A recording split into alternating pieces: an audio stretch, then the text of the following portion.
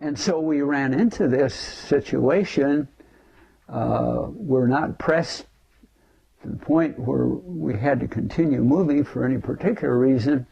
And so we stopped and went in and sort of checked it out, so to speak. There must have been some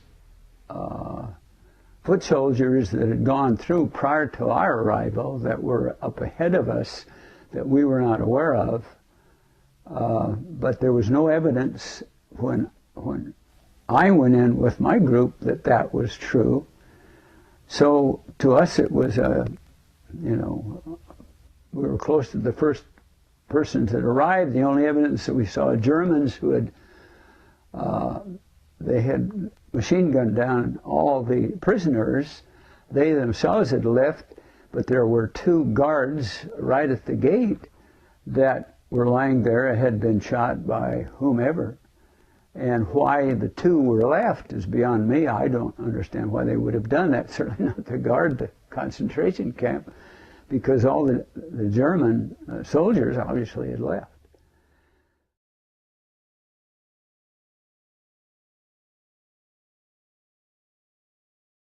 And it was certainly, as the day or the moments unfolded, it was a pretty dramatic experience. Obviously, when you realize what had been going on there, on the far end of the sort of the parade ground, there was a sort of a small open, well, quite a large open covered area with kind of corrugated metal sheathing on the top and the sides.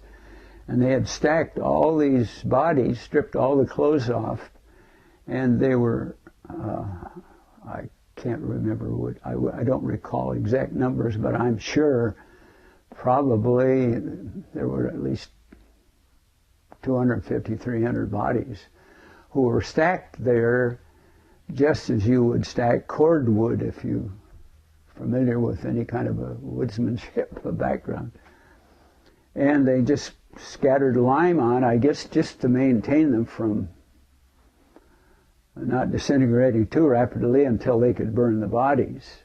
And we discovered after we left, just adjacent to the camp, outside of the sort of the encamped area, they had built well, they were just railroad ties that were suspended on cement blocks that created sort of a draft, apparently, and they would put, and they were stacked, a couple of huge stacks of pieces of wood, maybe 3-4 inches in diameter, that they would place as a layer, and then put a layer of bodies and a layer of wood, and on and up it went for maybe probably 8 or 10 tiers, poured some diesel fuel on them, and you could see all over portions of skulls of long bones of the body, and and just ashes that that they had disposed of the bodies this way, and apparently that was why they stored these other bodies waiting to be incinerated. So we knew that went on, apparently, and this camp was really, by, I guess, later descriptions that I've read, was extremely small compared to, and pretty primitive, no gas chambers or I should say gas furnaces that they used in many of the Auschwitzes and the Dachau's and the others that we knew of later. And well, as one tends to, go back and try to relive those circumstances. Now, this is what, 63 years later. The details sometimes are difficult to bring your memory to focus, but obviously all of us came from the average American family, in my case a small town, that family values were very real and vital to us. And so when you see this before you, obviously it's very shocking. And every person that was there was sort of a sober silence as they walked about and just looked at this and wonder, how can this happen?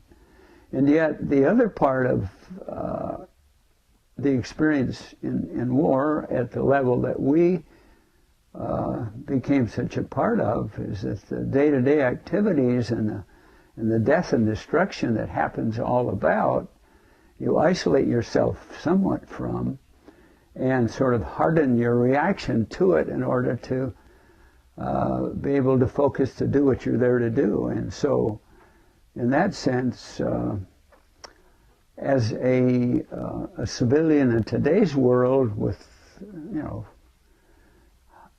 as we look at that, you know, you become totally horrified.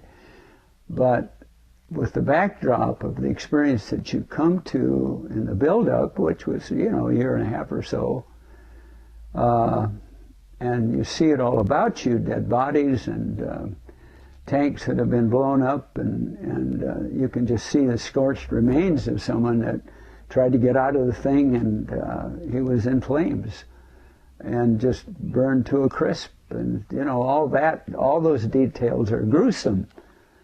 But in the moments that you're a part of that, the intensity of the war and kind of survival yourself, you just look at that differently. But it was no less effective in terms of how you felt about the human bodies that are about you and were so horribly treated and tortured, you know, over a course of time. The gauntness, you know, the starved, really people, and the circumstances in which they must have lived is just sort of extremely difficult to imagine, even after having been there and seen it.